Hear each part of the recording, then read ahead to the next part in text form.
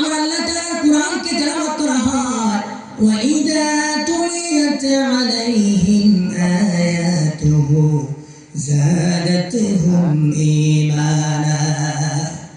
যখন তাদের সম্মুখে আল্লাহ তাআলার কুরআনুল কারীম থেকে যখন তাফসীর করা হয়, কুরআনুল কারীম থেকে যখন কথা বলা হয়, জান্নাতের কথা বলা হয়, জাহান্নামের কথা বলা হয়, আমার আল্লাহ তাআলা বলেন তাদের অন্তর, আমার আল্লাহ তাআলা বলেন যাদাতুহুম ঈমানা, তাদের ঈমান বৃদ্ধি হয়ে যায়, তাদের ঈমান তরুতাজা হয়ে যায়। আল্লাহু আকবার বলেন।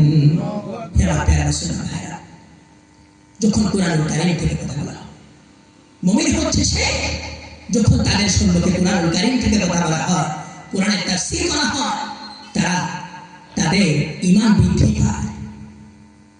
আর যাদের ঈমান নাই তাদের শয়তানে বেড়ে যায়। যাদের ঈমান আছে তাদের তো বাড়বে, যাদের ঈমান নাই তাদের দেখবেন কুরআনুল কারীমের মাহফিল হতে দেয় না, তারা বাধা দিতে চায়, কুরআনুল কারীমের মাহফিল হওয়া যাবে না, কোনো ওয়াজ মাহফিল হওয়া যাবে না, কুরআনুল কারীমের